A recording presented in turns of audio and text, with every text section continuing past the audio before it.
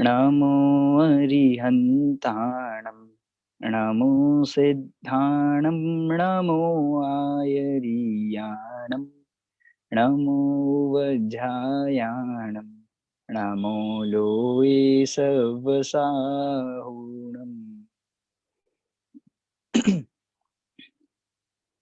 परमागम honours semester 1 year 1 जिसमें हम यहाँ पे वीतराग विज्ञान भाग 1 पढ़ रहे हैं। हमने वीतराग विज्ञान भाग 1 पिछली कक्षा से स्टार्ट किया था। मैं आपसे पूछना चाहता हूँ कि आप लोगों को समझ आ रहा है कि नहीं आ रहा है? कुछ थम्स अप लोग मुझे दिखा रहे हैं, तो और बाकी लोग जिन्होंने कोई भी रिएक्शन नहीं दिया है, तो आपको समझ भी आ रहा होगा और अच्छा भी लग रहा होगा। ये जो कोर्स हमारे लिए बहुत बेसिक करके इजी करके बनाया गया है। हम इसमें वीतराग विज्ञान भाग 1 यहाँ से प्रारंभ जो किया था, जिसमें पहला चैप्टर देव स्तुति वाला चैप्टर है। देव स्तुति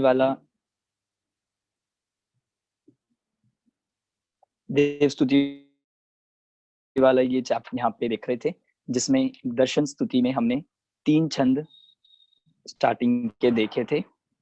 चौथा छंद मैं यहाँ से पढ़ता हूँ। आप सब अपने पास ये वीतराग विज्ञान भाग 1 वाली पुस्तक खोल लीजिए।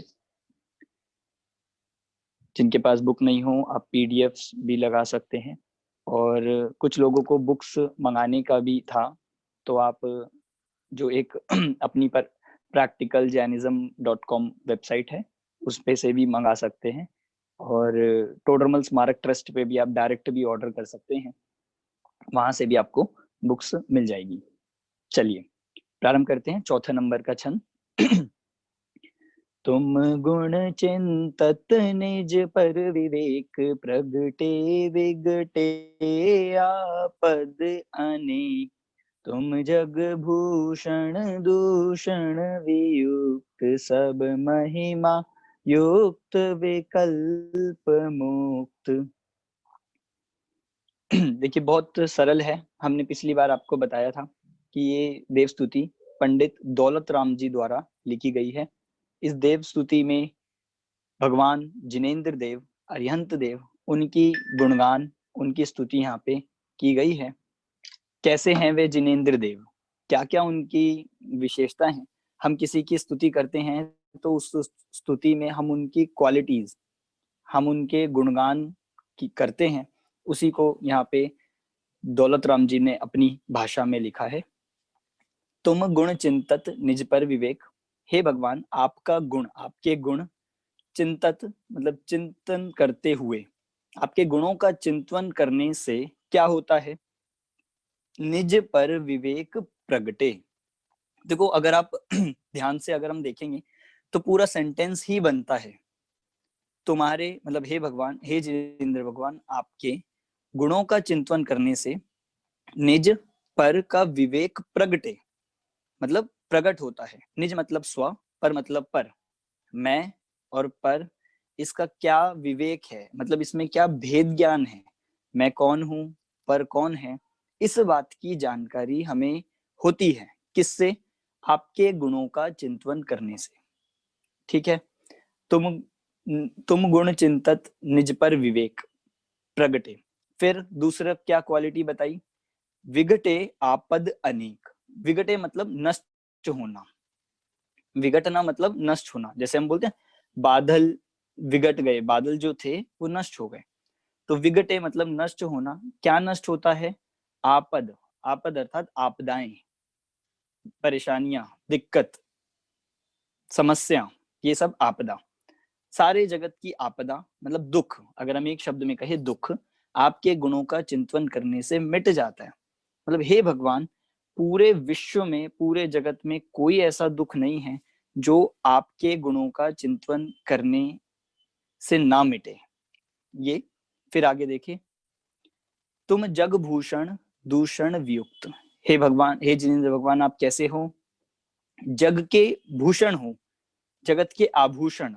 आभूषण मतलब क्या होता है? जैसे हम मतलब जो हम ज्वेलरी ऑर्नामेंट्स पहनते हैं, वो हमारे शरीर को आभूषित करते हैं, मतलब उसको और अच्छा बनाते हैं। तो हे भगवान, आप पूरे विश्व के, पूरे लोक के, जग के आभूषण हो, मतलब पूरा विश्व आपके रूप से चमक रहा है। हम ये यहाँ पे भगवान की महिमा कर रहे हैं कि पूरे विश्व में कोई अच्छी चीज नहीं है, एकमात्र आप ही जगत के आभूषण हो। फिर दूषण वियुक्त, दूषण मतलब दोष, दोषों से वियुक्त मतलब दोषों से रहित हो। तो थर्ड लाइन हो गई कि आप पूरे जगत के आभूषण हो और दोषों से रहित हो। लास्ट, सब महिमा युक्त विकल्प मुक्त, समस्त प्रकार की महिमा से युक्त हो। सारी जितनी भी महिमा, जितनी भी हम उपमा दे सके, जितने भी हम उनके गुण मतलब विशेषता बता सके, आप में सारी की सारी विशेषता है। मतलब हमारे शब्द कम पड़ जाएंगे पर आपकी महिमा खत्म नहीं होगी। जैसे हम जानते हैं भगवान के कितने नाम होते हैं, कोई बताएगा कितने नाम हो सकते हैं जिनेंद्र भगवान के? बताइए कोई, अनम्यूट करके।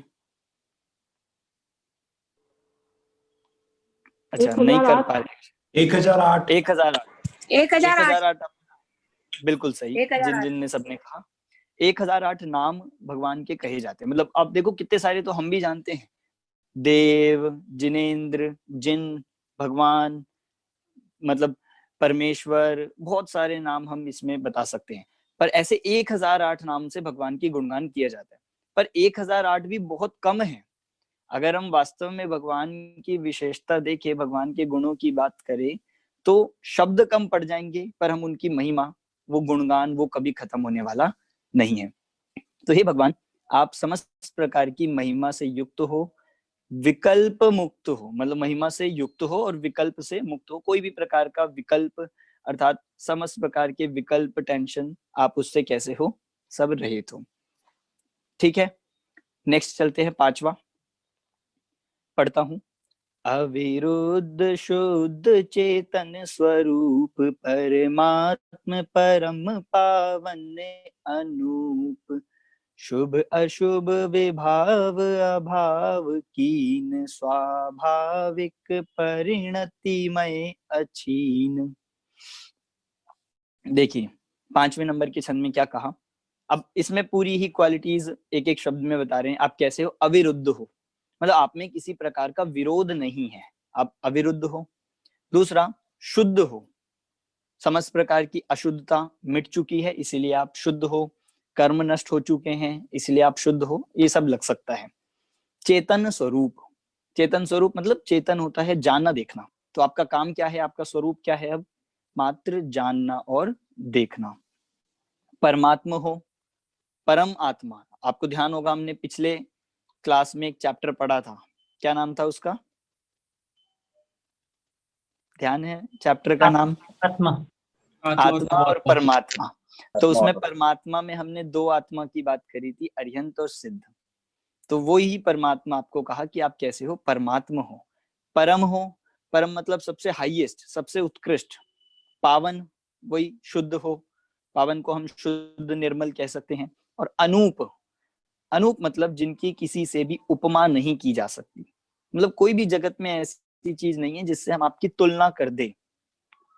ठीक, सब आपसे कम ही हैं, आपकी महिमा किसी से की नहीं जा सकती। शुभ अशुभ विभाव अभाव कीन, और आपने क्या किया है? शुभ और अशुभ भाव, सारे शुभ अशुभ भाव क्या कर दिया? उनका अभाव कर दिया, क्योंकि वो सारे क्या हैं? विभाव भाव है, और उनका आपने अभाव कर दिया। और अभाव करके क्या किया? स्वाभाविक परिणति में अछीन, और आप अपने स्वभाव में ही, अपनी स्वभाव की परिणति में ही अछीन, मतलब उसमें ही बिना, मतलब निरंतर उसी में लीन हो गए हो। अपने स्वभाव में ही आप निरंतर लीन हो गए हो। तो ये 5वें नंबर के छंद में कोई वर्ड इसमें समझ नहीं आया हो तो आप पूछ सकते हैं। अच्छीन, अच्छीन समझ में नहीं आया। अक्षीण मतलब छिन्न, छिन्न बोलते हैं हम क्षण को, कि एक क्षण में। छिन्न मतलब होता है एक क्षण का, और अक्षीण मतलब निरंतर, लंबे समय तक। अब मतलब इसको हम ये कहेंगे कि अनंत काल तक ऐसी दशा जिसका आप कभी नाश नहीं होने वाला, ऐसे आप अपने आत्मा में लीन हो गए हो। इसका नाम है अक्षीण, जिसका कभी नाश नहीं होगा।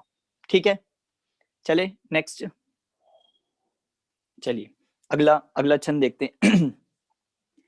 अष्टादश दोष विमुक्त धीर, स्वचतुष्टय मय राजत गंभीर, मुनिगण धरादि सेवत महंत, नव केवल लब्धि रमाधरंत। कि हे भगवान अब आप कैसे हैं, तो यहाँ बता रहे हैं अष्टादश दोष विमुक्त धीर।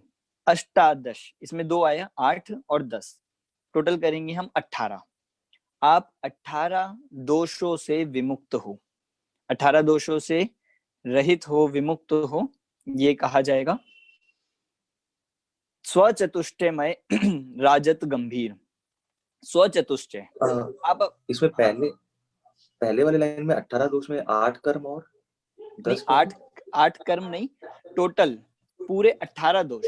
अर्यंत परमेष्ठी जो होते हैं वो 18 दोषों से रहित होते हैं, जिसमें आपने सुना होगा जन्म, जरा, तृषा, ये वाले। ठीक, तो ऐसे 18 दोषों से आप रहित हो।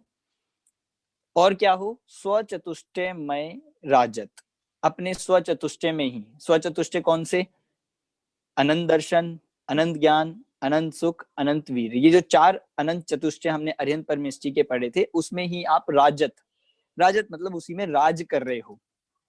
ठीक है, आप देखते रहना, कोई भी एक वर्ड ऐसा नहीं रह जाए जो हम क्लियर ना हो, तो आप वो पूछ सकते हैं जो भी ऐसा कोई वर्ड लगे। ठीक है, स्वचतुष्टयमय राजत गंभीर, मतलब आप गंभीर स्वरूप को प्राप्त हो गए हो। धीर मतलब आप धैर्यवान हो। एक एक शब्द का यहाँ पे मतलब है। मुनि गणधर आदि सेवत महंत, मुनि गणधर, आपने सुना है गणधर नाम, कोई बताया गणधर क्या करते हैं, कौन होते हैं? आप हाथ खड़ा करिए, मैं पूछूंगा अगर कोई जानता है तो। गणधर का क्या काम होता है? आप हाथ खड़ा कर सकते हैं। गणधर शब्द सुना है कि नहीं आपने कहीं ना कहीं? कुछ लोग दिख रहे हैं मुझे, कोई जिन्होंने हाथ खड़ा किया है। हाँ, नीलेश जी पुणे।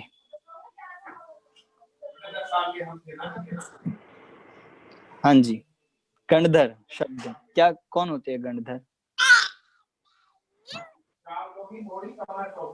हाँ, नीलेश जी आप बोल रहे हैं? हाँ हाँ, जो भगवान की दिव्य धनी कीर्ति है, तो उसको हर जीवों को उनकी भाषा में वो कन्वर्ट करते हैं।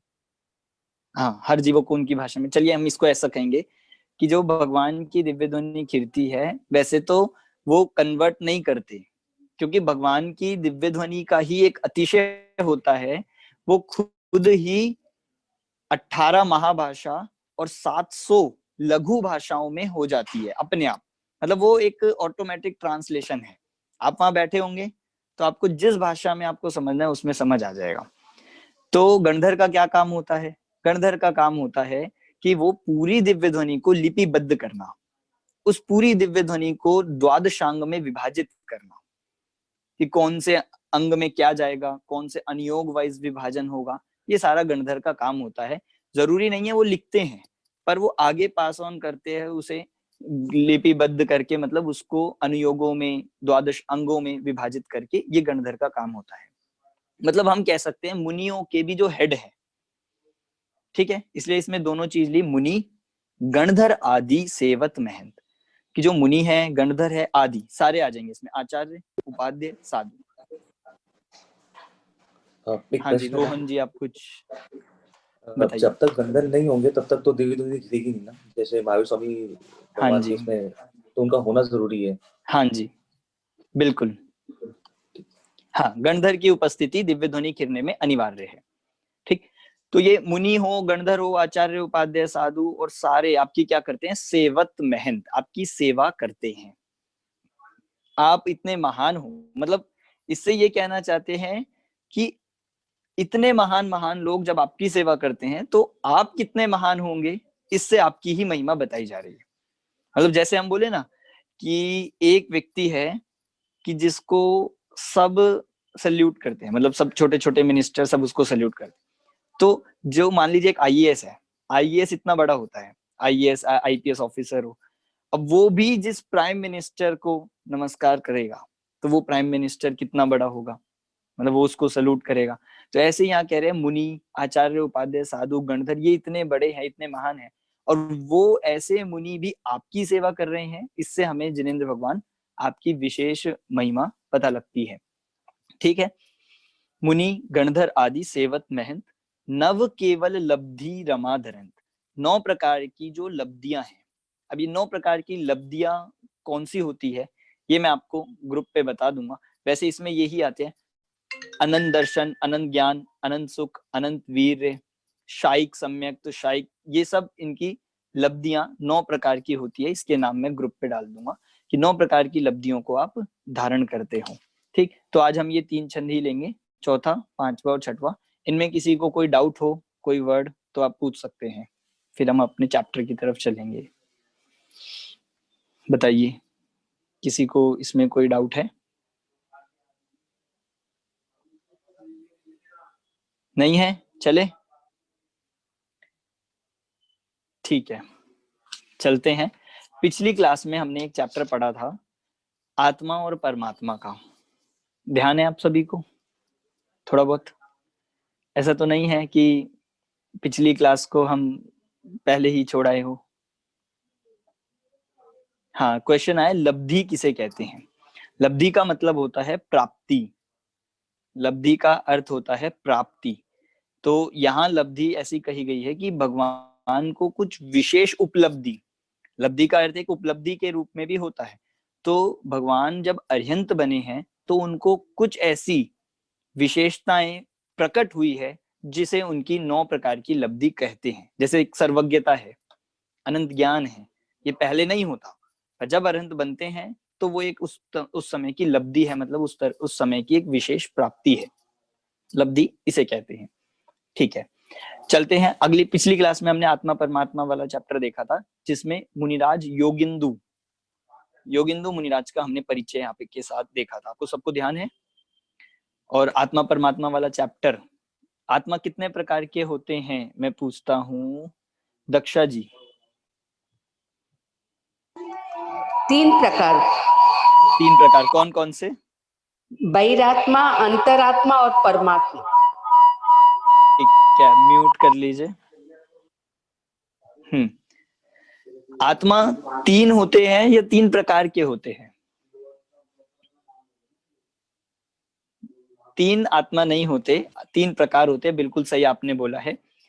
आत्मा तो अनंत है। अगर हम उसकी अवस्था देखते हैं तो यहाँ 3 उसकी मोटी मोटी अवस्था बनाई गई है। उन 3 अवस्थाओं को हम ये कह सकते हैं, ये स्टेप्स है, स्टेप्स भी हम कह सकते हैं। जब तक मिथ्या दृष्टि है तब तक बहिरात्मा वाली अवस्था में रहता है। जब सम्यक दृष्टि ज्ञानी मुनिराज बनता है तब सेकंड अंतरात्मा वाले स्टेप में आता है। और जब भगवान बन जाता है तो ये परमात्मा वाले उस पद पे कहलाता है। अंतरात्मा कितने प्रकार का होता है संगीता जी? संगीता जी आप सुन पा रहे हैं? 3 प्रकार के होते हैं, उत्तम, मध्यम और जघन्य। ठीक है, उत्तम, मध्यम और जघन्य, बिल्कुल सही। ये नीलेश मेहता जी, बहिरात्मा किसे कहते हैं? सबसे जो इजी है, आपको दिख भी जाएंगे ऐसे बहिरात्मा, बहिरात्मा किसे कहते हैं? नीलेश मेहता जी। हाँ जी, बोलिए। मुझे बायात नहीं है सर। अच्छा, कुछ भी ध्यान आ रहा हो आपको थोड़ा सा बहिरात्मा से? शरीर को और हाँ हाँ सही, बिल्कुल सही, बताइए। शरीर को और आत्मा अन्य पदार्थों से जो राग को जो होता है, राग हाँ, जो होता उसे है अपना ना? माने।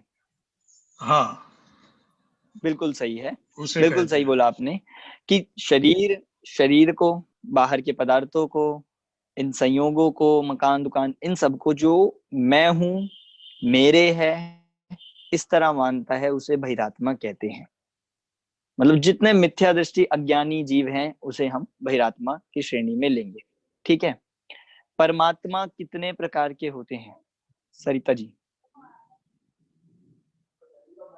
नागपुर। 14 गुण वाले परमात्मा में होते हैं। 13वें और कौन होते हैं 14वें इसके दो? गुण कौन कौन? स्थान वाले। नहीं, गुणस्थान तो ठीक है, कौन कौन आते हैं इसमें? क्या 14वें के बाद वाले नहीं आते क्या? वो भी आते हैं उसमें परमात्मा। 14वें के बाद सिद्ध परमात्मा। परमात्मा को आपको बोलना है दो, जो अरिहंत और सिद्ध, जा- ये दो परमात्मा के। जो ठीक है। मोक्ष मार्ग जी, जो मोक्ष मार्ग पर पहुंच गए हैं और अनंत सुखी हो गए हैं, वो परमात्मा। सकल और निकल।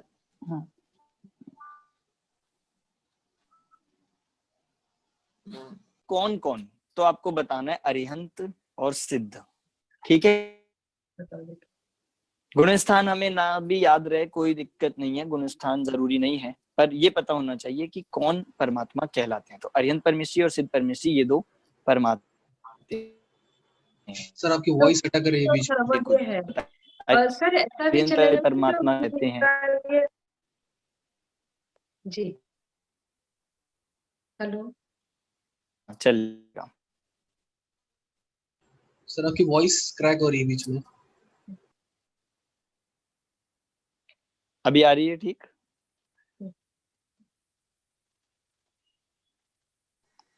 हेलो, हाँ अभी आ रही थी। अभी सुन पा रहे हो क्या? हाँ ठीक हाँ है। सर अभी आ रही तो है। अरिहंत परमेश्वरी को सकल परमात्मा कहा था और सिद्ध परमेश्वरी को निकल परमात्मा कहा था। आपको ये ध्यान रखने हैं शब्द। ठीक है, मैं इसलिए आपको साथ साथ रिवाइज भी होता जा रहा है। चलिए, तो ये अरिहंत परमेश्वरी और सिद्ध परमेश्वरी परमात्मा में आए थे।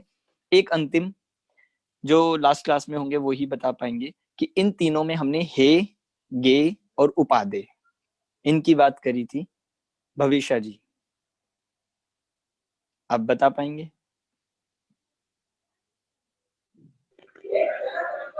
भैया एक बार और बार क्वेश्चन बोलिए, एक बार रिपीट करिए प्लीज। बहिरात्मा, अंतरात्मा, परमात्मा में कौन हे है, कौन उपादेय है, ये हमने देखा था।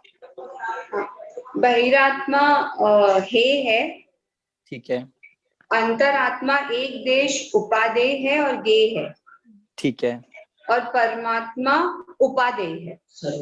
पूर्ण उपादेय, सर्वथा उपादेय, बिल्कुल हाँ, सही। सर्वथा उपादेय है और गे भी है वो। बिल्कुल, तीनों ही गे हम कह सकते हैं। बिल्कुल सही आपने बोला। बाकी लोगों को भी रिवाइज हो गया होगा, तो आपको ये ध्यान रखना है। ये हम मोस्टली चैप्टर में ये चीज देखेंगे, क्योंकि उसे पढ़ने का लाभ यही है कि हमें पता चले कि हमें किसे तो छोड़ना है और किसे हमें धारण करना है, मतलब किसको हमने अपनाना है।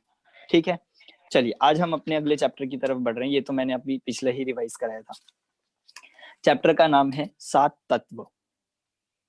चैप्टर का नाम है 7 तत्व, जिसमें हमने कौन से आचार्य का परिचय देखा था? रोहन जी। आचार्य गद्दपित उमा स्वामी, गृद्धपिच उमा स्वामी, हाँ जी, जिन्होंने क्या लिखा है? तत्वार सूत्र। तत्वार सूत्र, बिल्कुल सही आपने बोला। मैं बाकी लोगों से भी एक बार कहूंगा कि आप अपनी वीडियोस ऑन कर सकते हैं, तो क्वेश्चन पूछने में और देखने में थोड़ा आसानी रहेगी। बाकी वीडियोस बंद है तो मैं ये मान तो रहा हूँ कि आप अच्छे से सुन रहे होंगे। चलिए, कोई दिक्कत नहीं। 7 तत्व में हम जो देख रहे थे, हमने आचार्य गृद्धपिच उमा स्वामी इनका परिचय देखा था। एक बात जो हमने इसमें स्टार्ट करी थी कि सभी जीवों का प्रयोजन क्या है, सभी का प्रयोजन क्या है, और हमने इसको बहुत एग्जाम्पल से, बहुत से समझा था कि सबका प्रयोजन एकमात्र सुख की प्राप्ति करना है। बिल्कुल सही, सुख की प्राप्ति सबका यही प्रयोजन है, और दुख दूर करना। तो आपने एक हफ्ते में, हम एक हफ्ते में आए हैं दोबारा, तो एक हफ्ते में आपने नोटिस किया कि नहीं कि हमारे जितने भी कार्य हैं, अगर नहीं किया हो तो अभी करना, अगले हफ्ते तक, क्योंकि ये तो हर समय हर जीव का जो प्रयोजन है वो यही है कि सुख की प्राप्ति और दुख का दूर होना। हम जो भी कार्य करते हैं उसमें एक ही उद्देश्य होता है, सिर्फ और सिर्फ एक, वो क्या, कि हमें सुख की प्राप्ति हो और दुख दूर हो। मैंने बहुत सारी बातों से बताया था आपको कि हम सोते हैं तो भी सुख के लिए, अब सोने से उठते हैं वो भी सुख के लिए, मतलब सारे कार्य, हम क्लास में भी यहाँ आए हैं, हम क्लास बंद भी करेंगे, तो सारे कार्य कहीं ना कहीं उसका अल्टीमेट हमारा उद्देश्य क्या होगा, सुखी होना ही है। अब वो बात अलग है कि हम उससे सुखी हो रहे हैं कि नहीं। सबने अपनी सुख की कल्पना अलग अलग चीजों में, अलग अलग वस्तुओं में, अलग अलग व्यक्तियों में बनाई है, पर वास्तव में सच्चा सुख कहाँ है? स्वयं अपनी आत्मा में ही है। इस बात को हमें आज नहीं तो कल, कल नहीं तो भविष्य में इसी बात को समझना होगा, तभी हम सुखी हो पाएंगे। अब देखो, हमें जैसे हम देखते हैं ना, लौकिक में क्या चलता है, कोई दुखी था, किसी को लग रहा था कि भाई हमारे पास ये बड़ी सी गाड़ी होनी चाहिए, तो वो बहुत दुखी था, उसे लग रहा था कि मैं जब गाड़ी लूंगा तो सुखी हो जाऊंगा, कि भाई ये जो गाड़ी चला रहे हैं कितनी बड़ी बड़ी, ये कितने सुखी होंगे, इनको कितना मजा आता होगा। तो उसे यही दुख लगता था कि ये वस्तु जब मुझे प्राप्त हो जाएगी तब मैं सुखी हो जाऊंगा। अब वो वस्तु प्राप्त हो गई, तो मैं पूछना चाहता हूँ, क्या सुखी हो जाते हैं? आप सोचिए, मतलब मैंने तो एक एग्जांपल गाड़ी का दिया, आप और चीजों पे देखो, किसी को था कि हम मतलब बड़ा घर हो, किसी को था हम ऐसे कर ले, ये कर ले, और उसकी प्राप्ति के बाद क्या होता है, वो एक समय का बस वो सेटिस्फैक्शन, और उसके बाद वो उससे रिलेटेड जितनी भी दिक्कतें, जितनी परेशानी, अब उस गाड़ी तो ले ली, अब गाड़ी पे हल्का सा स्क्रैच आ जाए, अब उस गाड़ी की मेंटेनेंस, उस गाड़ी का सब कुछ, तो अब एक वस्तु जिसमें हमने सुख की कल्पना करी थी, उस वस्तु के नाम पर फिर अनेक नए दुख खड़े हो जाते हैं। ऐसा होता है कि नहीं? इसका मतलब सुख चाहता तो है, पर ये नहीं जानते कि सुख है कहाँ। तो ठीक, तो ये बात हमने कहाँ से कही थी? क्योंकि इन 7 तत्वों को प्रयोजनभूत तत्व कहा गया है। 7 तत्वों को, क्योंकि इन तत्वों को जानना हमें सुखी होने के लिए जरूरी है। अब देखो, हमें बहुत आश्चर्य हो सकता है कि हम सब सुखी होना चाहते हैं, पर कितने लोग हम में से ऐसे भी हो सकते हैं जिन्हें 7 तत्वों के बारे में ही नहीं पता। हो सकता है तभी तो हम पढ़ने आए हैं, और हो सकता है 7 तत्व के नाम भी नहीं, और ये आचार्य मतलब हमारी जन्म भी पाएगा। सर आपकी वॉइस नहीं आ रही, नेटवर्क फ्लक्चुएट हो रहा है आपका शायद। हेलो, अब आ रहा है क्या? हाँ सर अभी ठीक आ है। रही है, ठीक है। हाँ, तो मैं ये कह रहा था कि हो सकता है हमें तो इन 7 तत्वों के बारे में कुछ भी नहीं पता हो, और जिनवाणी ये कह रही है कि इन 7 तत्वों को जानना सुखी होने के लिए बिल्कुल जरूरी है, मतलब ये कंपल्सरी है। हमारा पूरा जिनागम पढ़ पाए नहीं पढ़ पाए वो अलग बात है, वो तो हो सकता है हम पूरे जीवन में भी कभी नहीं पढ़ पाए, इतना ना हमारे पास ज्ञान है, ना इतना हमारे पास समय है। पर इतना जरूर है, यदि हमें सुखी होना है तो ये 7 तत्वों को जानना बहुत जरूरी है। मतलब मैं इससे आपको इस विषय की, इस टॉपिक की इंपॉर्टेंस बताना चाहता हूँ कि ये विषय हमारे लिए, हमें सुखी होने के लिए कितना जरूरी, और हम सब सुखी ही चाहते हैं। तो मतलब इसके अलावा और पढ़े या ना पढ़े वो तो ऑप्शन है, पर इसको समझना ये हमारे लिए अनिवार्य है। अगर नहीं समझेंगे, वैसे ही जैसा चल रहा है वो चलता रहेगा, और हम सभी को सुखी होना है, इसीलिए ये 7 तत्वों को समझना जरूरी है। और देखिए, एक और इसमें मैं बताऊं कि अभी तो हम मनुष्य गति में आए हैं, तो हमें ये 7 तत्व सुनने समझने का एक अवसर मिल रहा है, पर हम जब नरक में चले जाएंगे, या कोई देव में चला जाएगा, या कोई तिर्यंच बन जाएगा, तो वहां कैसे समझे?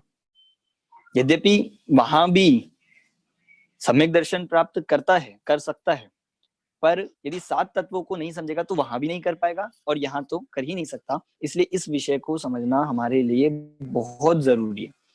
देखो, आपने सुना है तत्वार्थ सूत्र में एक सूत्र आया है, तत्वार्थ श्रद्धानम सम्यक दर्शन। कितने लोगों ने सुना हुआ है? अब वीडियो में से अपना हाथ उठा सकते हैं। तत्वार्थ श्रद्धानम सम्यक दर्शन बहुत से लोगों ने, सबने ही सुना है, ठीक है, मोस्टली सबने। पर इसका मतलब क्या है, कोई बता सकता है? अब सबके हाथ डाउन हो गए। कोई बात नहीं, हमने वो नहीं पढ़ा है, इसमें कोई दिक्कत नहीं है, मैं बता देता हूँ। तत्वार्थों का श्रद्धान करना, इसका नाम है सम्यक दर्शन, या हम कहें तत्वार्थों के श्रद्धान से सम्यक दर्शन की प्राप्ति होती है। और मोक्ष मार्ग की सबसे पहली सीढ़ी कौन सी है, मतलब मोक्ष मार्ग का सबसे पहला स्टेप क्या है? सम्यक दर्शन। मतलब जब तक हमें सम्यक दर्शन की प्राप्ति नहीं हुई तब तक हम अभी मोक्ष मार्ग में एक स्टेप भी नहीं बढ़े हैं। आप समझ रहे कितना ये, अगर हम इसको गंभीरता से सोचेंगे तो हमें बहुत आश्चर्य लगेगा कि आज तक हम कर क्या रहे हैं, अभी तक हम कहाँ हैं। कि जब तक सम्यक दर्शन की प्राप्ति नहीं हो तब तक पहला स्टेप भी नहीं होगा। और सम्यक दर्शन की प्राप्ति कब होगी? जब तत्वों को समझेंगे। तो हमें आज तक तत्व ही नहीं पता, तो कब सम्यक दर्शन होगा और कब मोक्ष मार्ग की प्राप्ति होगी? ये एक बहुत सोचने लायक बात है। तो चलते हैं हम तत्वों के स्वरूप पे। तत्व, इन तत्वों को प्रयोजन भूत क्यों कहा, इसको मैं एक बार रिपीट करके चलते हैं। क्योंकि इन 7 तत्वों के श्रद्धान से, इनको जानने से, समझने से ही सच्चे सुख की प्राप्ति होती है और दुख दूर होता है। ठीक है, समझ आ गया? इसीलिए इनको क्या कहा है?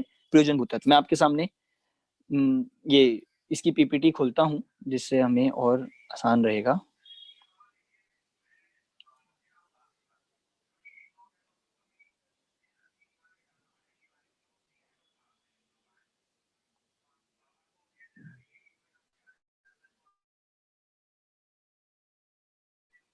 एक मिनट बस।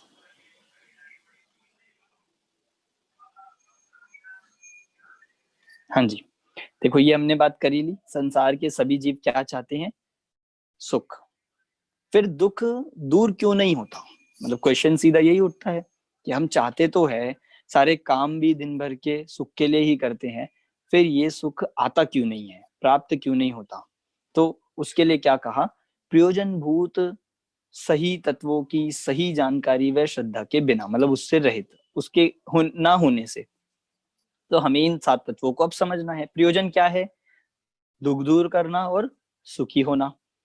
अब इन तत्वों पे अब आते हैं। तत्व कितने होते हैं? कितने होते हैं? सबको नाम पता है? ये तत्व 7 होते हैं। तत्व कितने हैं? 7 तत्व। सबने सुने होंगे 7 तत्व। नाम बता सकता है कोई? एक और मैंने पिछली क्लास में भी पूछा था, मैं पूछता हूँ किसी से। मीनाक्षी जी। हाँ जी। जय जिनेन्द्र। हाँ जीव, जी। जीव, अजीव, आश्रय, बंध, संवर, निर्जरा और मोक्ष।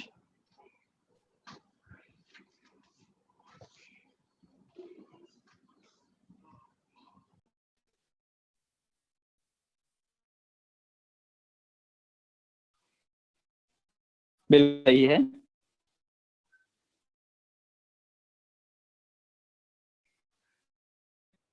सर आपका आवाज नहीं आ नहीं आ रही। रही, आपकी वॉइस नहीं आ रही सर, इंटरनेट स्लो है।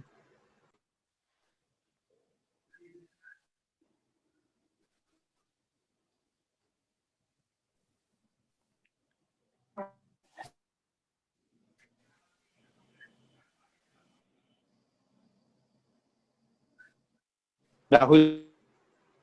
सर आपकी वॉइस नहीं आ रही। हेलो,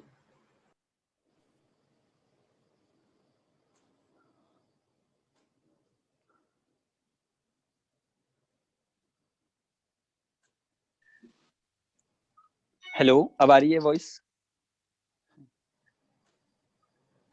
हाँ सर अब आ रही। हाँ, तो मैं ये कह रहा था, आपने नाम बिल्कुल सही बताए थे मीनाक्षी जी। जीव, अजीव, आश्रव, बंध, संवर, निर्जरा और मोक्ष। सबको याद भी होंगे और जिनको याद नहीं है वो याद हो जाएंगे, उसमें कोई दिक्कत नहीं है। 7 तत्वों के नाम वाली स्लाइड में सीधा खोल देता हूँ। तत्व कौन कौन से हैं? जीव, अजीव, आश्रव, बंध, संवर, निर्जरा और मोक्ष। क्या क्या है इनका मतलब, इनका अर्थ क्या है, क्या स्वरूप है, ये हम अभी देखते हैं।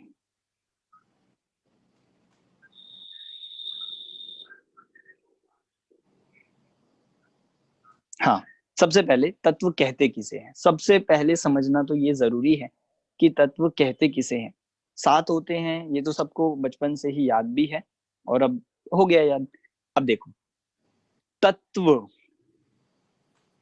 तत्व जो हम ये देखते हैं, सुना है आपने तत्व शब्द का कहीं, और कहीं सुनते हो तत्व शब्द? कहीं भी किसी ने तत्व शब्द सुना हो तो आप बताइए, सोचिए एक बार। अजय जी, कहीं और? आपको तो शायद इसका पता ही होगा। देखिए, तत्व शब्द हमने बहुत जगह और जगह भी सुनते हैं, जैसे भाई हमने लौकिक में भी सुना होगा कि ये शरीर जो है ये कुछ तत्वों से मिलके बनता है, ऐसी कुछ बातें सुनते हैं। पर जैन धर्म में तत्व किसे कहा? तत्व का मतलब होता है, तत्व ये 2 शब्दों से बना है, देखिए आपके सामने यहाँ पे आ रहा है, तत् प्लस त्व। तत् मतलब होता है वह और त्व मतलब होता है भाव। तत् प्लस त्व, ये जो तत्व शब्द आपको दिख रहा है, इसको अगर आप ब्रेक करेंगे तो ये बनेगा तत् प्लस त्व। तत् मतलब हो गया वह वस्तु और त्व मतलब हो गया भाव। त्व शब्द हम यूज करते हैं, जैसे हम बोलते हैं ममत्व, बोलते हैं ममत्व, तो जहां पे भाव को बताना हो, जहां पे हमें भाववाची, जहां पे हमें इस तरह के शब्दों का प्रयोग करना हो, जहां भाव को दिखाते हैं, वहां हम त्व लगाते हैं। तो ये तत्व शब्द इससे ही बना है। इसका पूरा अर्थ क्या हो गया? सिंपल, जो वस्तु जैसी हो उसका जो भाव है उसका नाम है तत्व। जो वस्तु जैसी है उसका जो भाव है वो होता है तत्व। मतलब वस्तु अलग है और उसका तत्व मतलब उसका भाव। देखो बताता हूँ, जैसे देखो हम बहुत चीजों में यूज करते हैं, जैसे आपको एग्जांपल से समझ आएगा। शुगर है, चीनी है, चीनी हो गई एक वस्तु, ठीक है, उसका तत्व क्या है, उसका भाव क्या है? यहाँ भाव वो वाला भाव नहीं कि कितने रुपए किलो है, वो वाला भाव नहीं लेना। भाव मतलब उसका मिठास। हाँ, मिठास, मतलब उसका मेन एसेंस। तत्व का एक मतलब होता है एसेंस, उसका मूल क्या है। तो हर वस्तु जो भी हो उसका एक ना तत्व होता है वस्तु में। कोई भी वस्तु ऐसी नहीं है पूरे विश्व में जिसमें एसेंस ना हो, उसका भाव ना हो। शक्कर है, आप मुझे कोई भी एक ऐसी शक्कर बताओ जिसमें मिठास ना हो, बताइए। शुगर फ्री वाली वो तो आ जाएगी इसमें, नहीं उसको हम शुगर ही नहीं कहेंगे, वो आर्टिफिशियल होने से उसको शुगर कहेंगे ही नहीं। चलो आपको, आप इस शुगर में लगा भी लोगे, पर जैसे गन्ना है, शुगर केन, उसका तत्व क्या है? मिठास। तो हर वस्तु, जैसे अब आप लगा लो नमक है, सॉल्ट, उसका क्या तत्व होता है? खारापन। अग्नि है, अग्नि का तत्व क्या है? उष्णता। अग्नि का तत्व है उष्णता। मतलब हर वस्तु, आप कितनी भी अपने आसपास लौकिक में ऐसी वस्तुएं देखोगे, उनमें कोई ना कोई तत्व होगा, मतलब भाव। जैसे नीम है, नीम का क्या तत्व होता है? कोई आपने ऐसी मीठी नीम देखी क्या? आप कहोगे हाँ मीठी नीम भी तो होती है। मतलब हम कॉमनली अगर बात करें तो नीम का तत्व है कड़वाहट। तो ये होता है, ये एग्जाम्पल्स दिए हैं मैंने आपको। अभी ये सारे तत्व एक ही में आ जाएंगे। हाँ रोहन जी, आप कुछ पूछ रहे हैं। कमेंट करना था क्योंकि लास्ट क्लास में आपने आत्मा की डेफिनेशन बताई थी, वो अभी हाँ क्लियर जी। हुई। ज्ञान स्वभावी जीव तत्व को आत्मा कहते हैं। तो तत्व जी। समझ में आ गया कि जो वस्तु जैसी है वैसा उसका भाव, और हमारी आत्मा का भाव हो गया ज्ञान और स्वभाव। तो अभी बिल्कुल। में वो रिवीजन हुआ तो वो याद आ गया कि एग्जाम्पल फिट हो गया। हाँ मतलब आप देखो, अभी इससे हमारे बहुत सारे कॉन्सेप्ट क्लियर होंगे। हम पुद्गल को जीव से अलग क्यों कह रहे हैं? क्योंकि वो उसका तत्व अलग हो जाएगा और जीव का अलग है। तो हमें एक तत्व की दृष्टि मिल जाएगी कि तत्व में डिफरेंस कैसे करना है, तो हमें भेद ज्ञान भी हो जाएगा और हमें सम्यक दर्शन की भी प्राप्ति हो जाएगी। मतलब बिल्कुल इतना सिंपल हो जाएगा जो हम इतना टफ मान रहे थे। हमें लगता है कि भाई हम तो शरीर को अपना ही मान रहे हैं, हम तो शरीर को अपना मानना छोड़ ही नहीं पा रहे हैं, तो उसका तत्व नहीं जानते हम अभी वो तत्व दृष्टि, तत्व ज्ञान जब होगा तब अपने आप ही वह भेद ज्ञान सम्यक दर्शन भी प्राप्त हो जाएगा। तो अभी कॉमन जो परिभाषा चल रही है वो है, जो वस्तु जैसी है उसका जो भाव है उसका नाम है तत्व। हर वस्तु होती है, उसका कोई ना कोई भाव होता है, स्वभाव, भाव हम कहेंगे स्वभाव, भाव को हम कह सकते हैं स्वभाव। तो हर वस्तु का कोई ना कोई स्वभाव है। जैसे जल है, पानी है, क्या स्वभाव है पानी का? पानी का क्या स्वभाव है? शीतलता, शीतलता, बिल्कुल पानी का स्वभाव है शीतलता। देखो उसका स्वभाव शीतल होता है, ये हमने कैसे पता लगाया? एक मैं आपको इसमें बताता हूँ कि जो स्वभाव होता है वो नेचुरल होता है। वो आप देखो, किसी आप पानी को, एक रूम टेम्परेचर होता है जैसे पानी का, उससे आप ठंडा कर दो, थोड़ी देर आप फ्रिज में रख दो या कहीं पे, फिर आप वापस से थोड़ी देर बाद बाहर निकाल दोगे तो वो कैसा हो जाता है? एक अपने टेम्परेचर पे आ जाता है। ऐसे आप गर्म करके देखो, जब गर्म करते हैं पानी को तो गर्म भी किया, मतलब ये गर्म और ठंडा ये उसका स्वभाव नहीं है, उसका स्वभाव एक शीतलता, एक उसका जो नेचुरल है। तो ऐसे ही आत्मा पे, पुद्गल पे, सब पे लगेगा। तो अभी हम आगे उसको लगाएंगे। नीलेश जी आप कुछ पूछ रहे हैं? नीलेश जी पुणे, हाँ, जैसे वो आपका द्रव्य गुण क्या में आपने बताया था, जो द्रव्य का जो गुण होता है तो वही मतलब तत्व का ही वही होगा क्या? हाँ, मतलब द्रव्य में जैसे गुण होंगे वैसा उसका तत्व होगा। जीव है, जीव में ज्ञान, दर्शन, ये सब गुण है, तो इसलिए जीव का तत्व क्या कहा जाएगा? जानना, देखना। समझ आप? जीव का तत्व मतलब एक मूल बात, उसका एसेंस क्या है? आप कोई भी एक ऐसा जीव बताओ जिसमें जानना देखना ना हो, है कोई ऐसा जीव? पेड़, नहीं। पेड़ में जो जीव है वो तो नहीं देखता होगा, जानता देखता नहीं होगा, वो भी देखता है। जो चींटी है वो भी, निगोदिया है वो भी, जो अभक्ष्य पदार्थों में आलू आदि में जीव है वो भी, मतलब सब जीव हैं क्योंकि उनमें जानना देखना है। तो ये हमें तत्व से पता चला, क्योंकि उसमें जानना देखना है इसीलिए उसे हमने जीव तत्व कहा है। देखो अब हम आगे चलते हैं, तत्व कितने होते हैं? आपको तत्व की डेफिनेशन समझ आ गई सभी को? ये डेफिनेशन हमें बिल्कुल एज इट इज याद करनी है। जो वस्तु जैसी है उसका जो भाव है उसका क्या, उसे कहते हैं तत्व। अब देखो, अब हम गलती कहाँ करते हैं? हम गलती क्या करते हैं? वस्तु तो कुछ और है और तत्व कुछ और मान रहे हैं। इसका नाम है तत्व भूल, तत्वों की भूल। है तो जीव तत्व, हम मान क्या रहे हैं? अजीव।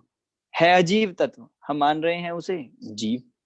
तो इस यहां से मिथ्यात्व खड़ा होता है, यहां से दुख शुरू होता है, यहां से भूल खड़ी होती है। ठीक, तो ये हमें तभी पता चलेगा जब हम तत्वों को जानते होंगे। ठीक, अब तत्व कितने हैं? तत्व होते हैं 7, ये हम देख चुके हैं, 7 तत्व होते हैं। अब देखो, अगर 7 में भी हम बात करें, एक मैं आपको अलग बात इससे हटके बताना चाहता हूं कि तत्व 7 जो होते हैं उसमें मूल तत्व तो 2 ही है, मतलब मेन तत्व तो 2 है, जीव और अजीव, 2 ही तत्व होते हैं मेन। तो फिर बाकी 5 क्या है? ये बाकी 5 कहां से आए? तो ये बाकी देखो, इसको हमने 2 शब्दों में कहा, एक सामान्य तत्व और विशेष। सामान्य मतलब कॉमन और विशेष मतलब स्पेशल। विशेष हम कहेंगे स्पेशल जो बने हैं। तो सामान्य तत्व 2 है, जीव और अजीव। इनको हम मूल तत्व भी कह सकते हैं, इनको सामान्य तत्व भी कहा जाएगा। आश्रवादी जो है, आश्रव, बंध, संवर, निर्जरा और मोक्ष, ये 5 बचे। अब ये किस में जाएंगे? इनको कहा है विशेष तत्व। इनके है ये कहलाते हैं विशेष तत्व। देखो, जैसे एक मैं आपको एग्जांपल देता हूं। जैसे हमने कहा मनुष्य हो गया एक सामान्य शब्द सामान्य को बता रहा है। फिर हमने उसमें कह दिया पुरुष, स्त्री, बालक, युवा, वृद्ध। ये क्या हो गए उसके मनुष्य के विशेष, मतलब उसके स्पेशल हो गए, विशेष अवस्था हो गई। मनुष्य एक हुआ और उसके बालक या युवा, वृद्ध, ये सब उसकी विशेषता हो गई। ऐसे ही सामान्य तो है जीव और अजीव, ये दो, और जो बाकी 5 है वो किससे बने हैं? जीव और अजीव के ही विशेष है। आपको सामान्य और विशेष समझना होगा। जैसे हम कहे, जैसे यहाँ पे कहा जाए मिट्टी, मिट्टी है, मिट्टी हो गई सामान्य। अब हम उस मिट्टी का, हम उसका घड़ा बना ले, हम उस मिट्टी का बाउल बना ले कुछ, या हम उसका कुछ और बना ले, ये हो गई उसकी विशेष। अब समझ, जिसको हमने द्रव्य गुण पर्याय में पर्याय कहा था, वो ही यहाँ पे विशेष के अर्थ में लगेगा कि जीव और अजीव की 2 की पर्याय ही 5 बन जाती है। वो हो जाते हैं आश्रव, बंध, संवर, निर्जरा और मोक्ष। देखिए इसमें आ गया, सामान्य से तत्व 2 है, विशेष से 7 हो जाएंगे। विशेष जब हम कहेंगे तो टोटल 7। अब देखो जीव और अजीव से कैसे ये बने हैं, ये हम देखते हैं एक बार। सबसे पहले अगर देखें, जितने भी ये जो हमारे तत्व हैं, जीव और अजीव से ही मिलके बने हैं। जब जीव और अजीव इन दोनों को एक मानता है, मतलब जब मैं जीव को नहीं जानूं, अजीव को नहीं जानूं, तब आश्रव बंद हो जाते हैं। और जब जीव और अजीव को अलग अलग जानता है, तब संवर, निर्जरा, मोक्ष होता है। अभी धीरे धीरे हम इसको समझेंगे। चलिए सबसे पहले हम चलते हैं, देखिए पहले जीव। जीव किसे कहते हैं? ज्ञान, दर्शन, स्वभावी आत्मा को जीव तत्व कहते हैं। देखो आपने 2 चीजें सुनी होंगी, एक जीव द्रव्य और जीव तत्व। जीव द्रव्य और जीव तत्व सुना है आपने ये दोनों चीज? कोई इसमें डिफरेंस बताएगा? कोई भी ट्राई करना चाहता है? जीव द्रव्य में और जीव तत्व में। एक हाथ खड़ा हुआ है, और कोई? दोनों चीज है। हमने 6 द्रव्यों में भी जीव द्रव्य पढ़ा है और 7 तत्वों में भी हमने ये जीव तत्व सुना है। तो दोनों एक ही होंगे। जब एक ही थे तो 7 तत्व में दोबारा से लेने की क्या जरूरत थी? हाँ भविष्य जी आप बताइए, आपने हैंड रेस किया। भैया जीव द्रव्य में सभी द्रव्य आ गए और जीव तत्व में मैं आया, मतलब मेरा आत्मा। अच्छा, तो आपका आत्मा सभी द्रव्यों में नहीं आया था क्या? वो आया था, बट जब तत्व है तो मेरी बात चल रही है, मतलब सभी की बात नहीं, मेरी बात चल रही है। जब तत्व लेंगे तो मेरी बात पे ज्यादा जोर है, और द्रव्य मतलब सभी द्रव्य, जीव मतलब सभी द्रव्य। बिल्कुल बिल्कुल सही बोला है। एक और हाथ खड़ा हुआ, दक्षा जी, आप भी कुछ कहना चाहते हैं, बताइए। हाँ अनम्यूट करके बोलिए। कि माने द्रव्य में, तत्व में अपनी आत्मा की बात होती। ठीक है, बिल्कुल सही बोला है। अब मैं एक बार इसको बता देता हूँ क्या थोड़ा अंतर है, क्या इनमें समानता है। जैसे देखो, आप थोड़ा सा ध्यान इधर दीजिए, समझ आ जाएगा आपको। बहुत सिंपल है। द्रव्य मतलब होता है वस्तु, ठीक है, और तत्व मतलब है वस्तु का भाव। जैसे आप ये कहो कि जैसे ये वस्तु है, मान लो ये वस्तु है, एक ये वस्तु हो गई, ये द्रव्य, इसका भाव क्या है? वो भाव अलग चीज है। मतलब जीव द्रव्य तो हो गया एक वस्तु की, जो हमने बात करी 6 द्रव्यों में पूरे विश्व में सारे द्रव्य पाए जाते हैं, तो उसमें एक जीव द्रव्य भी है। पर अब उस जीव द्रव्य का जो भाव है उसे कहा जाएगा जीव तत्व, मतलब उसका मूल एसेंस। ये बात अलग है कि जीव द्रव्य का तत्व भी जीव बना ही है। और एक जो बात आपने इन्होंने सबने कही वो बिल्कुल सही है कि जब जीव द्रव्य की बात होती है तो उसमें पूरे विश्व के जीवों को लेंगे, पूरे विश्व के सभी जीवों की कॉमन बात चल रही है। और जहां तत्व की बात है, मेरा जीव तत्व बाकी आप में नहीं है, मेरा जीव तत्व मुझ में ही है। मतलब तत्व कौन है कि जब मेरे जीव की बात होगी तब कहा जाएगा जीव तत्व, जब सब जीवों की बात चलेगी वो होता है जीव द्रव्य। दोबारा बताता हूं, जहां पे सामान्य रूप से सब जीव द्रव्यों की बात है कि एक जीव ऐसा वस्तु है, मतलब जब हम एक सामान्य बात करेंगे कि हाँ एक जीव नाम की वस्तु है जो विश्व में पाई जाती है, वो हो गया जीव द्रव्य। और मैं भी वैसा ही जीव हूं, मेरा जीव, उसका नाम हो जाएगा जीव तत्व। समझ आया किसी को या नहीं? नीलेश मेहता जी, आपको समझ नहीं आया है, मैं देख के थोड़ा सा समझ गया हूं।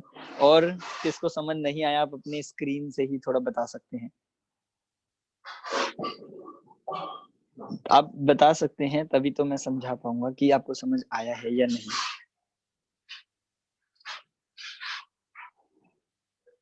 चलिए मैं एक बार फिर से रिपीट करता हूँ। जैसे देखो कोई और एग्जांपल में हम देखते हैं, द्रव्य का मतलब होता है वस्तु, जैसे शक्कर। अभी आप एग्जांपल समझो, उससे आपको समझ आ जाएगा। नीलेश जी, जैसे द्रव्य तो हो गई, एक वस्तु हो गई शक्कर, और उसका तत्व हो गई मिठास। अब एक ही चीज आपके सामने हो तो आप उसका तत्व और वस्तु, मतलब उसका द्रव्य और तत्व दोनों बता सकते हो कि नहीं? दोनों बताए जा सकते हैं कि ये वस्तु है, ये पुद्गल द्रव्य है। द्रव्य कौन सा है? ये पुद्गल है। और इसका तत्व क्या है? इसका तत्व है अजीव। इसका तत्व क्या हो गया? अजीव। अभी ये तो उदाहरण में ऐसा लगेगा, जीव में लगाइए, जीव एक वस्तु है, जीव एक द्रव्य है, और जब सामान्य सब जीवों की बात चल रही है तो उसे कहेंगे हम जीव द्रव्य। और जब मेरे जीव की बात है, जहां हम आई मतलब बिल्कुल फर्स्ट पर्सन हम यूज करेंगे, जहां हम उसे अपना जीव की बात कहेंगे, तो वो कहा जाएगा जीव तत्व। देखो एक बात आप ये समझो, यहाँ पे क्या कहा जीव की परिभाषा, कि ज्ञान दर्शन स्वभावी आत्मा को जीव कहते हैं। आत्मा शब्द का इंग्लिश ट्रांसलेशन क्या होता है? कोई बताएगा? आत्मा शब्द का संस्कृत का कोई बता सकता है? संस्कृत सोल कहते हैं इंग्लिश में आत्मा को। हाँ, सोल कहते हैं। संस्कृत में आत्मा को क्या कहते हैं? आत्मन, अहम। अहम। मतलब मैं ये शब्द सुनना चाहता हूँ कि अहम मतलब क्या होता है? मैं। और आत्मा का भी एक अर्थ, आपने सोल कहा वो ठीक है, पर आत्मा का जो फर्स्ट पर्सन के लिए हम आत्मा को अहम नहीं कहते, अहम का अर्थ होता है मैं। हाँ बिल्कुल और सही। आत्मा का आत्मन शब्द आता है और रूप आत्मा, आत्मनौ, आत्मनः चलता है। हाँ ये कौन बोल रहा था? मुझे दिखा नहीं, एक बार। वीडियो नहीं खोल रखा भैया, मैं मोनिका जैन बोल रही हूँ। हाँ बिल्कुल सही बोला। आत्मा का आत्मन शब्द आता है, पर उसका भाव क्या है, उसका अर्थ क्या है? उसका अर्थ होता है मैं। तो ऐसे ही आत्मा, जो हम संस्कृत में एक अहम शब्द, यद्यपि वो आत्मा के लिए नहीं आता, पर अहम शब्द का मतलब होता है आई, मैं। फर्स्ट पर्सन के लिए क्या क्या यूज करते हैं हम, कहीं पे आत्मा भी यूज किया जाता है, अहम भी यूज किया जाता है। तो इससे मैं ये बताना चाहता हूं बस कि आत्मा का मतलब है कि मेरा जीव, जहां मैं, आप सेकंड लाइन पढ़िए, इसमें क्या लिखा है कि वह चेतन तत्व आत्मा ही मैं हूं। जब हम जीव की बात कर रहे हैं तो आप भी जीव हो, सब जीव हैं, चींटी भी जीव है। पर जब जीव तत्व की बात है, जब जीव द्रव्य की बात है, तो मेरे लिए सब जीव द्रव्य है, आप भी जीव हो, सब जीव ही कहे जाएंगे। पर जब जीव तत्व की बात है तो सिर्फ मैं ही जीव तत्व हूं, अपनी अपेक्षा से। आपकी अपेक्षा से आप जीव तत्व हो, और मेरी अपेक्षा से मैं जीव तत्व हूं। समझ आया ये? तो जब सब सामान्य सब जीवों की बात होगी तो वो हो गया जीव द्रव्य। जहां सिर्फ मेरी बात है, जहां मेरे आत्मा की से ही सारी बात है, मतलब मेरी आत्मा से ही कैसे सुख कैसे दुखी होना है, वहां जहां ये बात होगी वो जीव तत्व को कहा जाएगा। ठीक है, तो जीव बहुत सिंपल है, क्योंकि हम जीव को तो द्रव्य में भी पढ़ लेते हैं। अब आते हैं अजीव पे। अजीव तभी समझ आएगा जब हम जीव को समझ पाएंगे, जीव को जानते होंगे। सबसे पहले आप बताइए, अजीव नाम की कोई वस्तु देखी है क्या आपने? जैसे पुद्गल तो देखा है, ये तो पुद्गल है, इसका हम कह सकते हैं कि हाँ ये पुद्गल है, ठीक है। पर अजीव नाम की कोई वस्तु देखी? नहीं देखी। देखो मैं इसको एक एग्जांपल से पूछता हूँ, आपने जैन देखे हैं? जैन सभी ने देखे। आप बताओ अजैन नाम का कौन व्यक्ति है? अजैन नाम का व्यक्ति बताना है आपको कि जिसका नाम क्या हो, जिसके नाम में अजैन आता हो। जो जैन नहीं हो। नहीं है वो अजय। बिल्कुल, मतलब आप क्या कहोगे कि भाई अजैन नाम की कोई चीज नहीं होती, अजैन नाम की कोई वस्तु नहीं है या कोई व्यक्ति नहीं है अजैन नाम का। जैन तो बहुत है, पर अजैन हम किसे कहते? फिर आप बोलते भी हो ये अजैन है, ये अजैन है, तो क्या उनका नाम अजैन होता है क्या? नहीं। तो हम क्या कहेंगे, एक बस हमने एक जीव को मतलब जैन को पकड़ लिया। अब जैन के अलावा जो भी है बाकी, अब देखो, अब मैं आपसे पूछता हूँ, बताओ बाकी मुस्लिम वो अजैन है कि नहीं है? सिख वो अजैन है कि नहीं है? क्रिश्चियन वो अजैन है कि नहीं है? तो वो तो अपने नाम के पीछे अजैन लगाते ही नहीं है, तो भी अजैन है या नहीं है? आपने कैसे कहा उनको अजैन? क्या उनके कोई नेम प्लेट में होता है ऐसा? नहीं, कि जो जैन नहीं है उसका नाम सब वो अजैन है। तो हमने तो सिर्फ जैन को समझ लिया। ऐसे ही यहाँ पे लगेगा अजीब कौन है? कौन है अजीब? अब आप मुझे बताओगे कि ये मकान अजीब है, ये गाड़ी, मोबाइल, ये कपड़े, शरीर, ये सब अजीब है। ये सब तो है, जो जीव नहीं है वो अजीब है। बिल्कुल। तो अगर हमें इसको परिभाषा या हमें इसको इजी करके समझना है, तो जो जीव नहीं है, जिसमें ज्ञान दर्शन नहीं है, वो सब क्या हो गए? वो अजीब है। देखो अब मतलब हमें जीव की जब पहचान हो जाएगी, जब हम जीव को समझ जाएंगे, तो अजीब को समझना फिर मुश्किल नहीं है। अजीब को समझना हो बहुत आसान हो गया। अब बताओ, अब जीव अजीब दोनों का भेद करना ये आसान हुआ कि मुश्किल? बहुत सिंपल हो गया कि हमने जीव को समझ लेते हैं। जीव को समझने के लिए एक लक्षण मिल गया हमें, ज्ञान। जो जानता देखता है, जो ज्ञान दर्शन वाला है, वो जिसमें ज्ञान दर्शन हो वो जीव है। और उसके अलावा बाकी जितनी सारी वस्तुएं हैं वो सब किस में जाएंगे? अजीब में ही जाता है। समझ आ गया आपको जीव और अजीब? किसी को नहीं आया हो तो आप पूछिए। सर देखो, मेरा क्वेश्चन है, बताइए पुद्गल और में फिर क्या डिफरेंस आता है? किसमें? पुद्गल और अजीब। पुद्गल और अजीब में देखिए, थोड़ा सा अब इसको समझते हैं, थोड़ा सा ध्यान दीजिएगा। द्रव्य कितने हैं? 6। 6 द्रव्य में एक तो हो गया जीव। अब बाकी 5 द्रव्यों को आपको देखना है कि वो जीव हैं कि अजीब हैं। तो उनमें हमें लगा के देखिए कि बाकी 5 द्रव्य, उनमें ज्ञान दर्शन है कि नहीं। पुद्गल सबसे पहले, पुद्गल में ज्ञान दर्शन है? नहीं है, तो पुद्गल किस में गया? अजीब में। धर्म में ज्ञान दर्शन है? नहीं है, धर्म भी अजीब हुआ। अधर्म ज्ञान दर्शन नहीं है, इसलिए वो भी अजीब। आकाश और काल, इनमें भी ज्ञान दर्शन नहीं है, इसलिए वो भी अजीब। अब आपको समझ आया कि जब पुद्गल तो एक अजीब का एक टाइप है, जब हम अजीबों की बात कर रहे हैं, जैसे अब आपने लिया मुस्लिम, मुस्लिम अजैन है कि नहीं है? है, पर मुस्लिम्स के अलावा बाकी और भी अजैन है। समझ गए? मतलब हम ऐसे कुछ भी कहें, इंडियन, अब इंडियन अगर हम लगा रहे तो उसके अलावा बाकी कोई, बाकी जितने भी हो वो सब भी किस में चले जाएंगे कि जो इंडियंस नहीं है, मतलब फॉरेनर्स है, वो सब फॉरेनर्स कहलाएंगे। तो ऐसे ही पुद्गल एक अजीब में आता तो है, पर पुद्गल के अलावा धर्म, अधर्म, आकाश, काल, ये भी अजीब तत्व है। क्यों? ये हमने कैसे पता लगाया? क्योंकि उनमें ज्ञान दर्शन नहीं है, बस। तो अगर हमारे वस्तु तो हमारे, अब ये है, मान लीजिए पुद्गल है, पुद्गल है, इसका तत्व क्या हो गया? अजीब तत्व। इसका तत्व क्या हो गया? अजीब। ये हमारे पास ये पुस्तक है, ये पुस्तक एक पुद्गल है, मतलब द्रव्यों में हम देखेंगे तो ये पुद्गल द्रव्य कहलाएगी, पर पर इसका भाव क्या है, ज्ञान दर्शन है या नहीं है? नहीं है। तो इस तत्व में किस में जाएगा? अजीव तत्व के अंदर ये चला जाएगा। ऐसे आपको ये अंतर थोड़ा सा समझ आया कि नहीं? अजय जी समझ आया? से बिना समस्त पुतला के कौन द्रव्य? सरिता जी आपको आ गया ये पुद्गल और अजीव में? ठीक है, मतलब जीव के अलावा जितनी भी वस्तुएं हैं उनका यदि तत्व देखना, अभी मैंने आपको एग्जाम्पल में तो सब बताया था कि शक्कर का मिठास है, नमक का खारापन है, पर अब जैन धर्म के अनुसार, वो तो एग्जाम्पल में था, अगर हम इनके सबको एक साइड रख दें, सबको एक तत्व में देखें, तो सब कैसे हैं? अजीव ही है।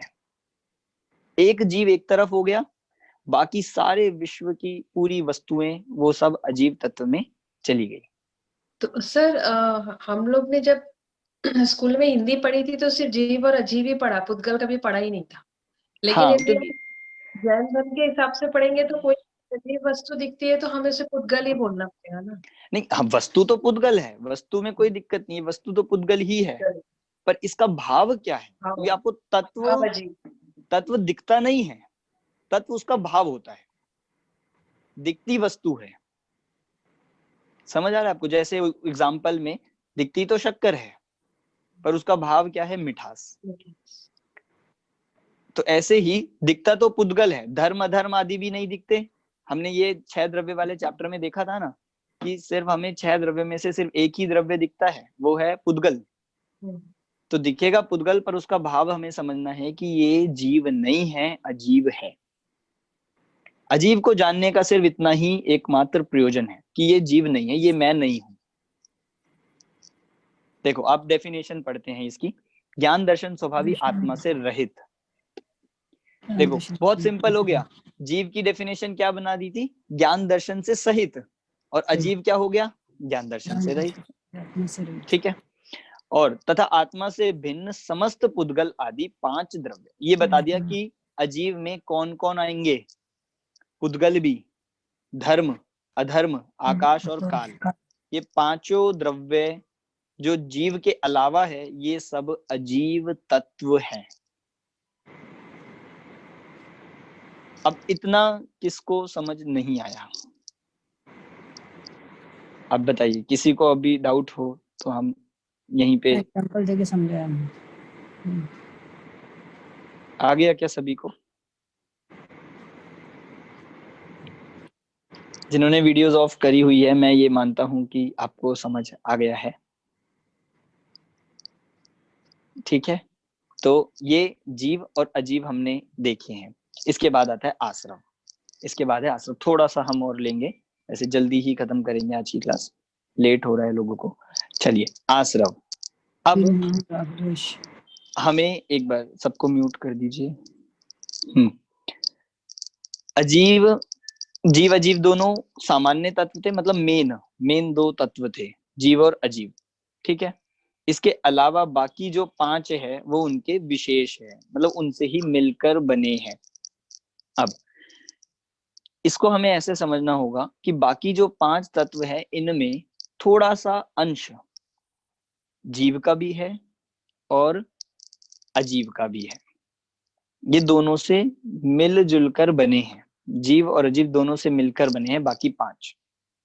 जैसे देखो, इसके लिए एक एग्जांपल आप देखो, जैसे माता और पिता, ये 2 हैं। ठीक है, और जो इनके संतान होते हैं, पुत्र पुत्री होते हैं, वो क्या कहे जाएंगे? वो माता के हैं कि पिता के हैं? मान लो कोई पुत्र है, वो माता का है कि पिता का है? बताइए, वो क्या कहा जाएगा? दोनों के, दोनों का है, दोनों के मिल के वो बना है। ठीक है, ऐसे ही आश्रव, बंध, संबर, निर्जरा, मोक्ष, ये जीव के हैं कि अजीव के हैं? दोनों के हैं। तो इसको हमने 2 शब्दों में विभाजित कर दिया, जिसका नाम है भाव और द्रव्य।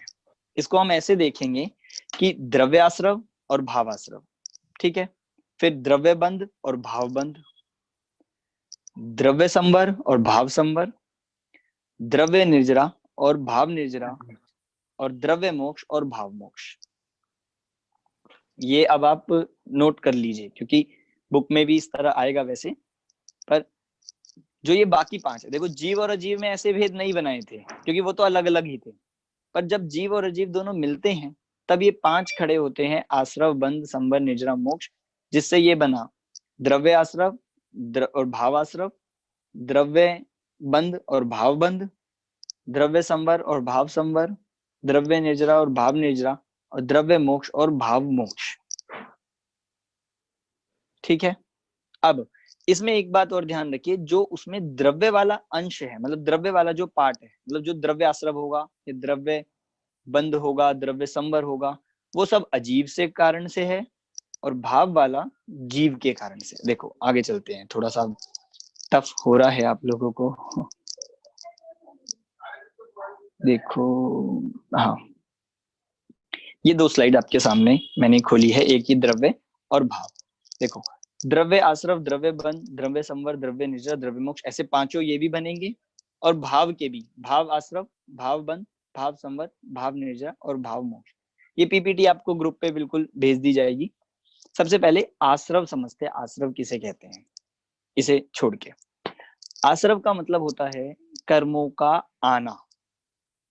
आश्रव का अर्थ है आना। वैसे आश्रव शब्द का अर्थ होता है इनफ्लक्स, मतलब आना। तो यहाँ 2 तरह से लगेगा, हर में आपको दोनों तरह से लगाना है, जीव से भी और अजीव से भी, तब हम द्रव्य भाव भी समझ जाएंगे। सबसे पहले मैं एक आपको एग्जांपल देता हूं, जिससे आप ये समझ जाएंगे कि 7 तत्व होते क्या है। एक एग्जांपल इसका जो बहुत कॉमन है, आपने सुना भी होगा, कि एक व्यक्ति नाव में बैठा है। अब अभी आप सब इधर ध्यान दीजिएगा, कुछ भी आप नोट नहीं कीजिए, आप समझिए। एक व्यक्ति नाव में बैठा है, सुना होगा बहुत लोगों ने। उस नाव में एक व्यक्ति हो गया जीव, ठीक है, नाव हो गई अजीव, नाव हो गई अजीव, ठीक है। अब उस नाव में एक छेद हुआ, उस नाव में एक छेद है, उस छेद से पानी अंदर आने लगा, पानी अंदर आने लगा, छेद होने से नाव में पानी अंदर आने लगा, ठीक है।